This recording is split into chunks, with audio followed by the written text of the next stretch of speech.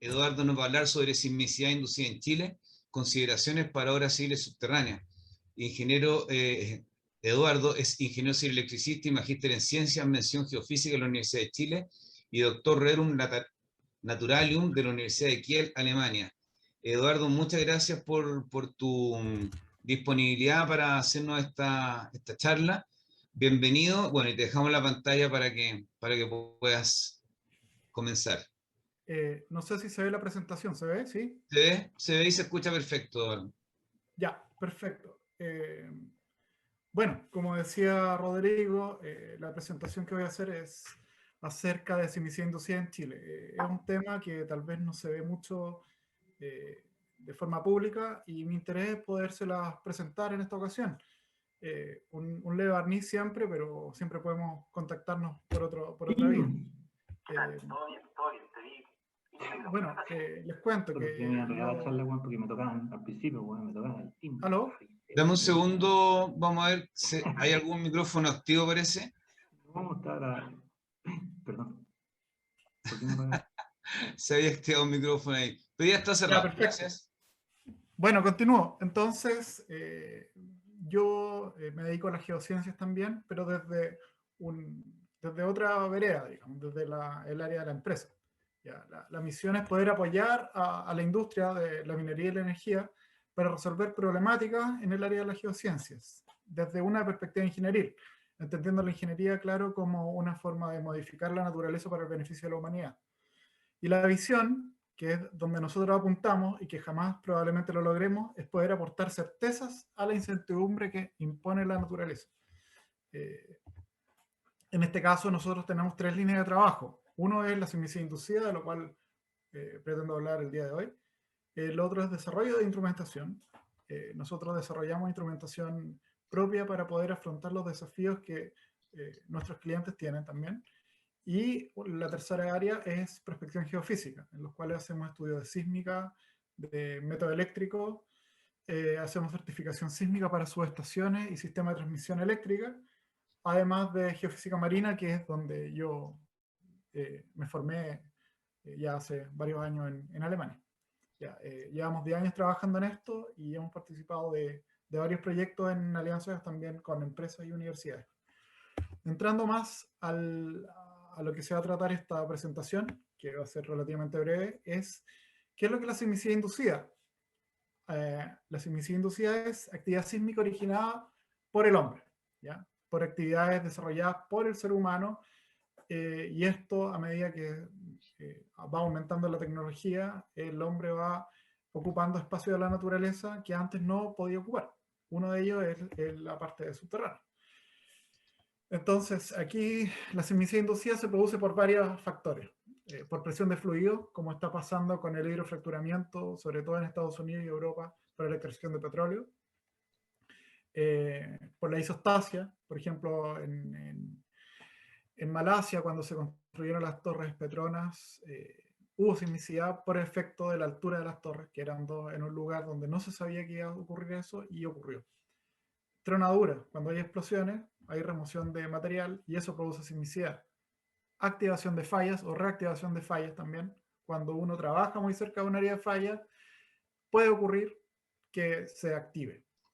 Acumulación de gas en el distrito de Silesia, en Polonia, han habido estallidos de rocas por la cantidad de gas que se acumula.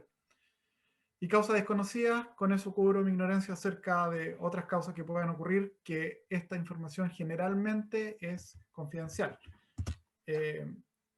Dicen que una imagen habla más que 100 palabras, pero un video habla más que una imagen. Esto es un estallido de roca en un proyecto de la zona central de Chile. El evento sísmico ocurrió a 50 metros donde trabajaba gente. Y este es otro caso que el sismo ocurrió en una zona un poco más lejana.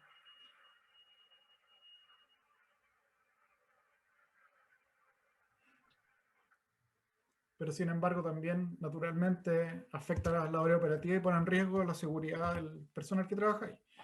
La teoría clásica que uno estudia en la universidad y que uno puede verla en cualquier libro es dos bloques que se desplazan uno relativo al otro, que no rotan y que no se separan, ¿ya? Y en base a eso existe toda la matemática compleja que explica el fenómeno, y existe también, se pueden calcular los mecanismos de foco, y uno dice, bueno, esta es la falla que lo puede haber ocasionado. En nuestro caso, como vimos sobre todo en el primer video, ahí no hay ninguna falla. Ahí son dos bloques que se desplazan uno respecto al otro y toda la teoría se cae. ¿Ya? ¿Qué es lo que pasa en Chile Central? Por ejemplo, este es el terremoto del 2010, un trabajo que yo hice cuando estaba haciendo mi doctorado, y nosotros podemos ver que es una zona de transición desde el punto de vista geológico que va de un régimen compresional o extensivo. Desde el punto de vista de la geofísica marina también es justamente aquí donde está el Juan Fernández Rich, más o menos, en la altura de Papúo. El margen cambia de erosivo a extensional, perdón, a acrecionario. Está la dorsal de Juan Fernández que se subduce, más o menos también a los 33 grados sur. Hay mucha sismicidad. ¿Ya? Aquí podemos ver, esto más o menos son las réplicas que llegaron aproximadamente hasta Pichilemu, aunque un poquitito más al norte también hubo, del terremoto del 2010, que aquí podemos ver que es un mecanismo principalmente de una falla inversa, que es la subducción naturalmente, que es la falla inversa más grande que tenemos, y también hay sismicidad auto-rise, que esta es fallamiento normal. ¿Ya? ¿Y qué es lo que sucede? En esta zona es donde nosotros vivimos, donde hay obras civiles. La primera presentación mostró también que también convivimos con una falla. Sin ir más lejos, en esa zona hay una central nuclear, ya que sería bueno moverla. Y claro, y todas estas decisiones son súper importantes conociendo el medio. Ahora, una super idealización, ¿qué es lo que sucede? ¿Dónde estamos? A ver, en la zona de Valparaíso, donde yo vivo, conviven muchas zonas de esfuerzo, digamos, hay estas que se llaman las drag forces, que son las fuerzas que impulsan la placa Nazca, por ejemplo. Ya existen esfuerzos de isostasia, existen torsión, existe un montón de condiciones que nosotros no controlamos y que ahí vivimos. Y también está el relieve. El relieve también induce esfuerzo, solamente por el efecto de topografía, y hay torques. Entonces, ¿qué es lo que sucede si nosotros perforamos o trabajamos o se hace una construcción subterránea en un lugar que no es adecuado, que también a priori no tenemos cómo saberlo? Ocurren estas cosas, ¿ya? Y eso pone en peligro los proyectos. Cuando nosotros perforamos, ¿qué es lo que sucede? El campo de esfuerzo se reorienta, ¿ya? Entonces, en las vecindades de las cavidades, ¿qué es lo que ocurre? El campo de esfuerzo tiende a aumentar, y cuando hay cavidad adyacente, eventualmente también ocurre en los pilares que quedan. Y eso puede eventualmente inducir sismicidad, con la particularidad que esta sismicidad la provocamos nosotros, el ser humano, producto de sus actividades. Desde un punto de vista súper idealizado, como para entender el problema, tenemos una roca, que esto es un macizo rocoso que está en un estado 1, con una energía potencial dada por las condiciones que nos impone la naturaleza, y nosotros la perforamos. Hay una energía potencial que debiese tender a compensarse, ¿ya? Entonces, si nosotros aumentamos esta cavidad, si bien la energía potencial del macizo rocoso va a disminuir, aumenta también la energía que tiene que liberarse, porque las energías tienen que compensarse y hay una energía cinética. Entonces, mientras nosotros más rápido perforemos o aumentemos una cavidad, más energía va a tender a liberarse de forma súbita. En este caso puede ser mediante un sismo inducido o mediante deformación. ¿Ya? Ese es el caso. ¿Y cómo afrontamos el problema? Lo mejor que podemos, esa es la verdad. ¿Ya? Existe instrumentación que nosotros instalamos, que Rodrigo Almendra lo sabe bien, que es un problema súper complejo.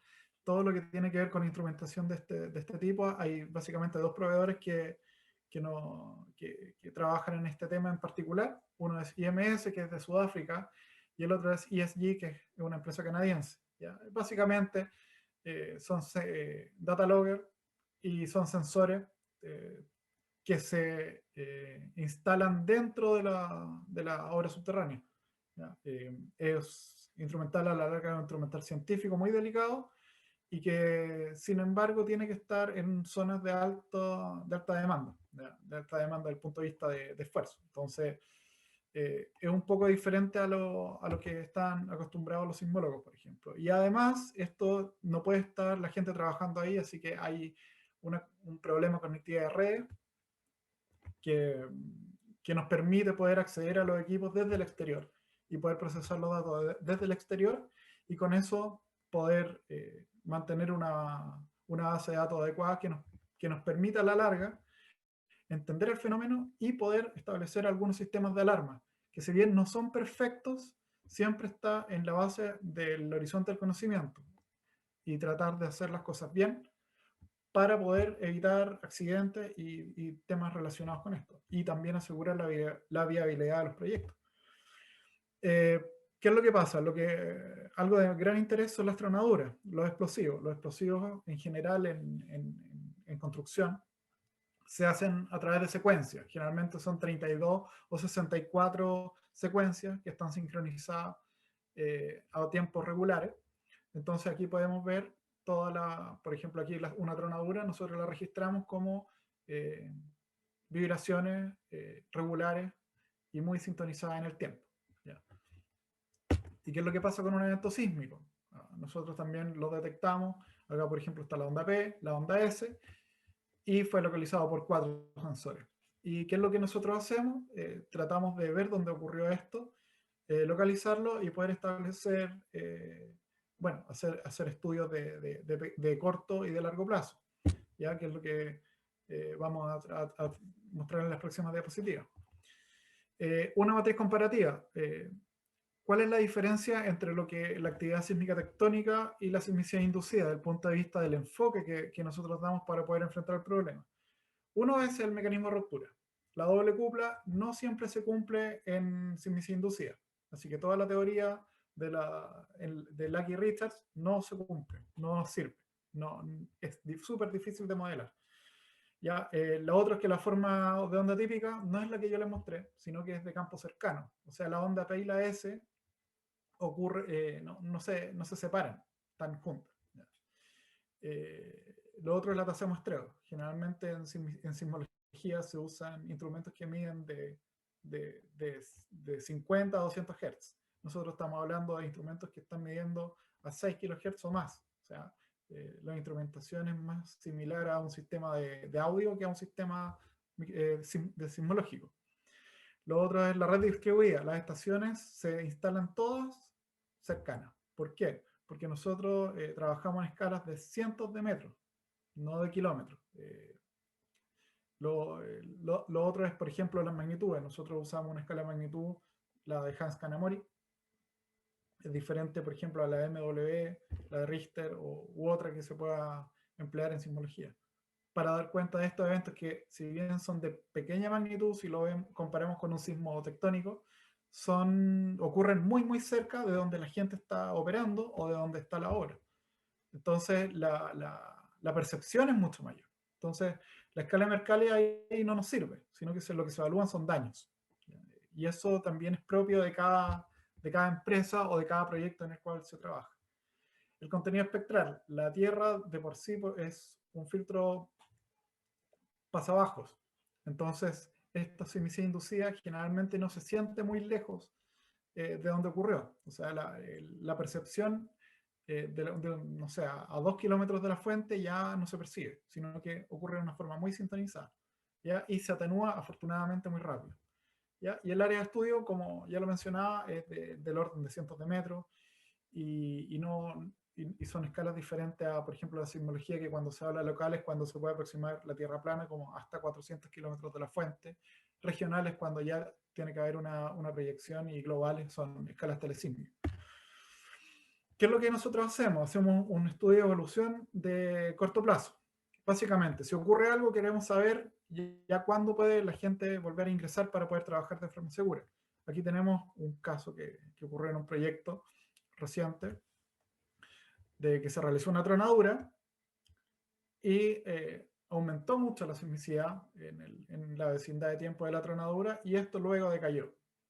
¿Ya? Sin embargo, poco tiempo después, poco rato después, ocurrió un evento muy importante que produjo muchos daños a la infraestructura, no a las personas afortunadamente, y las réplicas se sintieron por bastantes horas. Entonces, luego venía la pregunta, ¿cuándo puede volver la gente a volver a entrar? Y la respuesta está dada por, digamos, la tasa de frecuencia, cuando nosotros vemos que las réplicas decayeron a un nivel similar a antes de que ocurriera el sismo. Entonces, luego vienen las preguntas, oye, pero esa tronadura que se realizó, ¿fue la que produjo el evento sísmico? Y es una gran pregunta. Mirando estos datos, yo diría que no, ¿ya? Pero eventualmente puede que sí. Entonces, todo ese tipo de cosas se tienen que ir respondiendo de una manera, digamos, caso a caso, ¿ya? Son estudios bastante particulares, porque cada cosa que ocurre, uno tiene que irla evaluando en su mérito. Y de verdad, los casos nunca son uno igual al otro. Sin embargo, la historia anterior nos ayuda para poder entender los desafíos que nos depara el futuro. Lo mismo, ¿qué es lo que pasa cuando hay tronaduras? ¿Cuál es una zona segura de circular o de trabajar? ¿Y en cuánto tiempo uno tiene que reingresar? Lo mismo, nosotros hemos sido capaces de desarrollar herramientas que nos permiten proyectar la actividad sísmica posterior a una tronadura. Y tratamos de correlacionarla con lo que medimos, ¿ya? Entonces, con eso vamos aquilatando los modelos y podemos entregar una respuesta operativa, ¿ya? A diferencia de la sismología también, por ejemplo, esto es una curva Gutenberg-Richter, que relaciona, es una curva semilogarítmica que relaciona la cantidad de eventos o el flujo de eventos, ya que es unidad de superficie y tiempo, con la magnitud. Entonces, esto nos ayuda a decir cuál es la magnitud máxima esperada en una zona, ¿ya? Y esto generalmente se calcula en una escala de tiempo más o menos grande, y uno dice, bueno, esta zona puede haber un evento de una magnitud tanto. Por ejemplo, magnitud 5 es la magnitud máxima esperada. Entonces uno se prepara para una magnitud de ese tipo. En tectónica uno no puede modificar los esfuerzos, o sea, uno no puede hacer que la placa de Nazca converja menos de 6,6 centímetros por año, etc. ¿Ya? Pero nosotros sí lo que podemos hacer en sismicidad inducida es tener medidas de mitigación que modifiquen esta curva y hagan que esta magnitud máxima esperada se reduzca. ¿Cómo se puede hacer? Hay dos medidas de mitigación que se pueden hacer. Una es desplazar esta curva, digamos, mediante una recta paralela. ¿Y cómo se hace eso en la práctica? Disminuyendo la velocidad con la que se perfora, básicamente. Y la otra medida es aumentar la cantidad de eventos de menor magnitud y disminuir los de mayor magnitud. Matemáticamente sería mover la pendiente de esta curva, y eso en la práctica se hace preparando el macizo rocoso para las actividades, que eso se llama acondicionamiento del macizo rocoso, que espero en una próxima oportunidad poder hablar de cómo eso se realiza en la práctica. Así que medidas de mitigación existen y se pueden hacer, pero eso no asegura que no vaya a ocurrir un estallido de roca o que vaya a ocurrir un evento importante que pueda afectar, pero sí se puede mitigar, digamos. Entonces, nuevamente una matriz comparativa. ¿Qué es lo que se hace con la gestión del conocimiento? En este caso es bastante diferente a lo que se ha hecho. Los colegas anteriormente han hablado de investigar y de hacer pública esta información. Sin embargo, en este caso la investigación la llevan empresas y que tienen intereses privados. Tienen que responder a inversionistas, tienen que responder a accionistas, tienen que responder a la junta directiva y eventualmente a la sociedad. Pero esto siempre trata de mantenerse de una forma confidencial. Por lo tanto, investigaciones, publicaciones de este tipo, hay muy, muy poco. Generalmente esto se mantiene en reserva y en informes internos, y que dan cuenta a las autoridades cuando las autoridades lo requieren. Generalmente esto no se publica de buena primera, por el impacto que pueda tener en las entidades ya mencionadas. ¿Quiénes realizan esto? Generalmente las universidades no, por el mismo tema. Generalmente esto lo realizan las empresas de manera interna y tratan de mantenerlo así. Y lo otro es que el monitoreo se realiza de manera temporal. Como se asume que esto de la sismicidad inducida la produce el hombre, mientras está realizándose el periodo de construcción, es cuando básicamente se hace el monitoreo.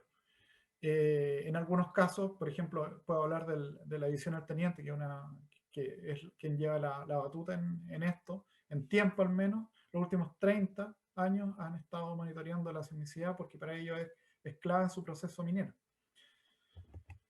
Entonces, dentro de las consideraciones finales, bueno, la sismicidad inducida es un problema y no es un problema menor.